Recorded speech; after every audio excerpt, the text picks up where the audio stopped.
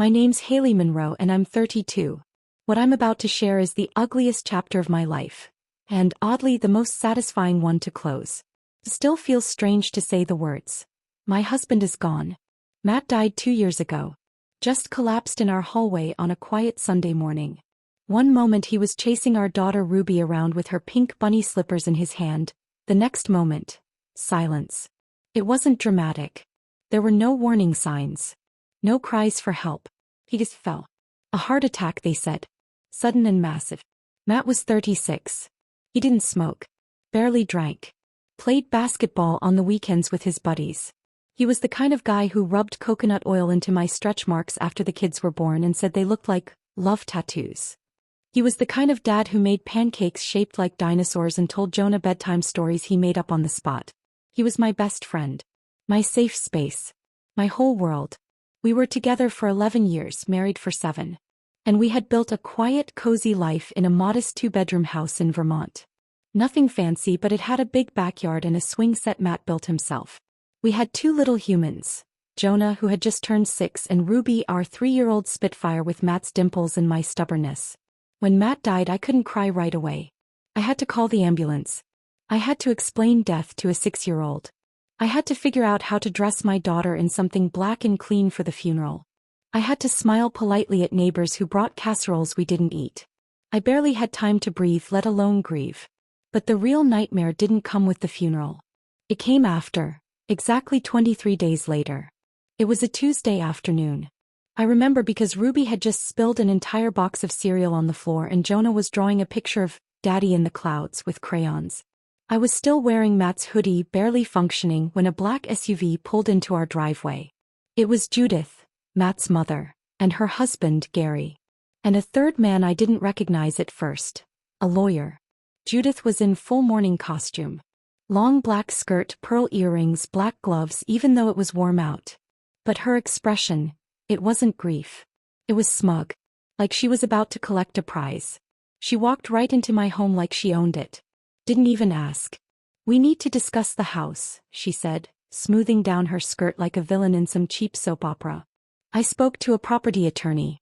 Since Matthew bought this house before you were married and your name was never added to the deed, technically, legally, this is still our son's property. And now that he's passed, the house reverts to his estate, which we're the executors of. I blinked. My brain didn't register it. Judith turned to the lawyer. A thin, balding man with a fake sympathetic frown. He nodded and pulled out a thick envelope. You have 30 days to vacate, he said, placing the papers on the kitchen counter, right next to Ruby's spilled Cheerios.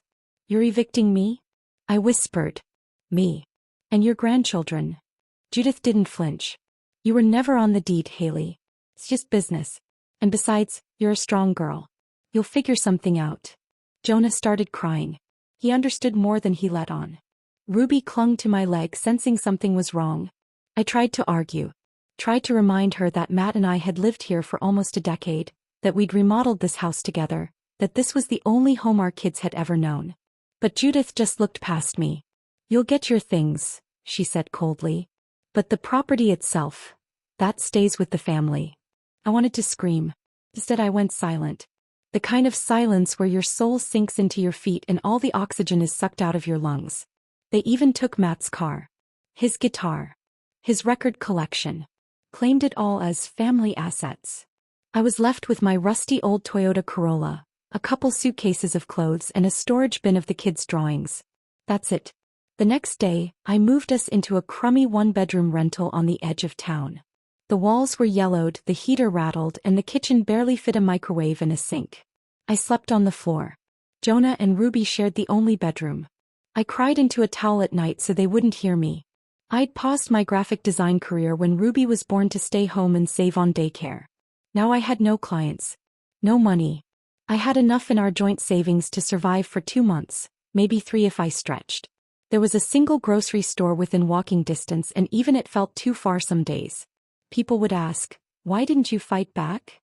I wanted to. God, I wanted to. But when someone you love dies, it's like half your body goes with them. You can't think clearly. The injustice feels surreal, like a dream you keep trying to wake up from. I kept playing Matt's voicemails just to hear his voice. Kept his favorite mug by the sink. I kept telling the kids stories about their dad so they wouldn't forget him, even as everything he left behind was being erased by his own family. Judith sent a message through one of Matt's cousins a few weeks later. It said, "Tell Haley not to make this difficult. We've already been generous. She's lucky we didn't contest custody." Custody. She was threatening to take my kids now? That was the moment something shifted in me. That night I sat in that tiny cold kitchen staring at the eviction notice and I finally let myself feel it all. The anger, the betrayal, the heartbreak. Judith called me just the widow. But I wasn't just anything. I was Matt's wife. I was the mother of his children. I was the one who stayed up nights nursing fevers, handling bills, holding our life together. And now I was the one she had chosen to erase like I never mattered. So I decided, if she wanted a fight, she picked the wrong widow. And I would show her exactly who I was. When someone rips everything away from you, you learn to sit in silence long enough to hear your own rage take shape. That's what I did. I didn't scream. I didn't call Judith or show up banging on the door to my house. I sat in that dingy rental and stared at the insurance envelope Matt and I had signed together only 10 weeks before he died. We had just come back from a weekend trip, our first time alone without the kids in years. I remember we were lying on the couch watching some documentary about estate fraud, and Matt laughed and said, "That's gonna be my mom one day, forging checks in a hairnet." I had smacked him with a pillow and joked, "We need to update our wills before your mom puts our names on a timeshare in Arizona." But he got quiet after that. He said, "I want everything to go to you and the kids, Hales. I don't want them touching a cent if I'm gone." I didn't think much of it then. But Matt meant it. The very next day we met with an estate attorney. Updated the will. Updated beneficiaries. Consolidated policies. We were cautious like that, practical dreamers. And thank God we were. Because that life insurance policy, all $480,000 of it, was in my name only. So were the joint stocks, the education fund for the kids, and even the contents of our shared savings. Matt had protected us more than I realized. But here's what made me sick. I hadn't touched a dime of it. I didn't feel like it was mine yet. I was still in denial. Still half hoping he'd walk through the door and ask why the lights were off. But Judith? She had no clue the money existed. She assumed Matt left her everything. She thought the house was the crown jewel. She didn't know it was a crumb compared to what he left us. And I planned to keep it that way. At least for now. I knew I had to move smart. Quiet. So I got to work. Slowly. I started freelancing again. I reached out to former clients, updated my old portfolio. Some were kind. Others just ghosted me. But I pushed anyway. Even if I was up till 2 a.m. making logo mock-ups while Ruby slept on my arm. Then one day, by sheer coincidence or fate, I overheard two women at the grocery store talking about Judith, the local saint, the property angel who managed affordable housing for seniors and single mothers through her family-run board. I remember one woman said, "She's been on that board 20 years. Basically owns half the town at this point." My stomach turned. I knew Judith was on some neighborhood housing committee. What I didn't know was that she was skimming her hands through property development projects, managing federal grants, renovation budgets, and operating in the shadows like some benevolent landlord. It hit me right there in the cereal aisle with Ruby tugging at my coat. Judith didn't just take my home. She made a career out of pretending to help women like me, while burying us. That night I stayed up till 4 a.m. Googling everything. I found PDFs of city council meeting minutes, reports from nonprofit housing trusts, even scans of handwritten budget notes linked to her committee. And guess what? There were huge discrepancies. Invoices paid to companies that didn't exist. Reimbursements for non-existent repairs. And names, fake tenant names with overlapping addresses. I was a designer. I wasn't a lawyer. But even I could smell the fraud. And the cherry on top? Judith had listed Matt's name on several reimbursement receipts after his death, claiming he was a project manager for a remodel on one of her board-owned properties. He was still using his name. After robbing his children. That's when the grief turned into fire. I wasn't just going to reclaim my life. I was going to burn down the whole lie she lived in. They say when you dig into filth long enough you start to smell like it. But I was already smeared in grief, humiliation, and resentment. I wasn't afraid of getting dirty anymore. Not when I had nothing left to lose. And not when I was finally starting to understand just how deep Judith's rot went. I kept my discovery to myself for weeks. Not even my closest friend, Marissa, knew what I was planning. I smiled through PTA meetings. I walked my kids to school like any normal mom. But inside, I was watching the pieces fall into place, waiting for the perfect moment to pull the thread that would unravel her entire world. Judith didn't just skim money off her housing board.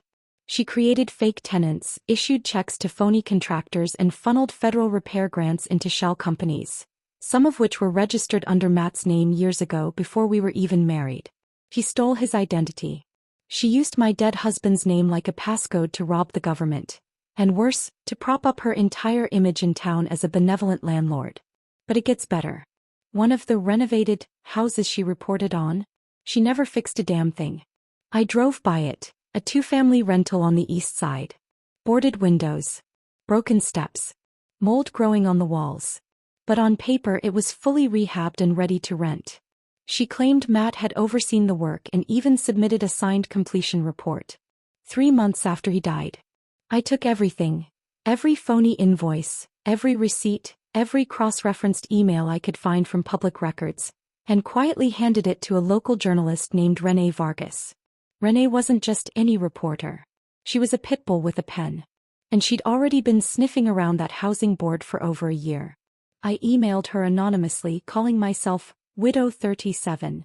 She met me in a park. We sat near the swings. Ruby played quietly while I handed Renee a flash drive and said just one thing. She threw my children out of their father's house. I want her to pay for every brick. 2 weeks later the story dropped. Housing queen or calm woman. Longtime board treasurer accused of embezzlement, identity fraud. Front page. Judith's smug, pearl-wearing face in full color. The town exploded. Turns out Renee didn't just take my documents. She'd already been investigating missing grant funds for over a year, and what I gave her was the match to her powder keg. Within 48 hours, the State Housing Authority froze all of Judith's accounts. A formal audit was opened. Investigators showed up at the very house she'd stolen from me, the one she now called her summer home, and began seizing documents. But I wasn't done. Because while the scandal boiled, I quietly made my next move. With the insurance money Matt left me, the money she didn't even know existed, I contacted a private seller and bought a small duplex next door to Judith's main residence. Needed some work. But it had potential. And on the day she returned home from giving a statement to the state attorney general, I was there. Planting sunflowers in the front yard. Ruby sitting beside me in a little yellow dress. Jonah tossing a baseball against the side wall. She stopped. Gawked. Jaw dropped. And I looked her straight in the eye and said with a smile so sweet it hurt. Funny, isn't it? How things come full circle. She didn't speak. But her face turned the color of old wine. Because she realized in that moment, the woman she threw out, the widow she mocked, the mother she nearly broke, had just moved in next door. With a better house. A better lawyer. A better plan. And all the receipts. I used to think justice came in one form. The courtroom kind, with a gavel and a judge and people in suits pretending to care. But sometimes, justice looks like a sunflower patch outside your enemy's window. Sometimes it's quieter. Colder. More patient. After the article broke and the investigators moved in, Judith tried to do what Judith always did. Lie, cry, and hide behind her pearls. She gave a public statement outside the town hall in that same long black skirt, pretending to be confused. This is all just a misunderstanding. I loved my son. My family is hurting. But the mask was slipping. What she didn't know was that the embezzlement went far deeper than just bad accounting. Her signature and Matt's forged one were on enough federal grant paperwork to bring in federal charges. This wasn't some slap-on-the-wrist local scandal. This was wire fraud, tax fraud, identity theft. And I had the final piece of the puzzle. A letter Matt wrote. 3 months before he died, he had handwritten a letter to Judith, never sent it, about stepping back from her housing board. He had concerns. About the money. About the lies. About how she kept moving things around. He wrote, I don't want Haley or the kids around this. If anything ever happens to me, stay away from them. This mess isn't their burden. He left it in a folder with our will paperwork. I never noticed it until I cleaned out the rental and moved into our new home. I gave the letter to the Attorney General's office. Quietly. No drama. It was the final nail. Judith was arrested 3 weeks later. Fraud, conspiracy, falsifying government documents, identity theft. Her husband took a plea deal in exchange for testimony. Her lawyer lost his license. Her legacy crumbled in slow motion on every local news station. And the house, my house, the one she stole? The bank seized it when her accounts were frozen and she defaulted on her second mortgage trying to fund her defense. It sat empty. Boards over the windows. Grass overgrown. People asked me if I'd buy it back. But I didn't. Because I didn't need a house anymore. I had a home. A real one built on truth, not manipulation. I poured Matt's life insurance into a trust for the kids. Bought our new duplex outright. Started hosting single mom support groups in the backyard on Sundays. Got back into design full-time. Even taught a free night class at the community center on digital branding for women-owned businesses. One night, Jonah asked me if we'd ever go back to the old house. I looked him in the eyes and said, "No, baby. That house was made of walls. But this one's made of us." Judith tried to take everything. But she gave me something instead. A reason to rise. A reason to fight. A reason to become the woman Matt always believed I was. The one who would never let her kids grow up thinking silence is strength. And now when I walk past that old house, the one she stole, I don't feel pain. I feel power. Because they took my house. So I took her legacy. And I built something stronger. Thank you so much for listening to my story. Your support means everything. If this story touched you or made you think, please subscribe to our channel for more real, powerful stories.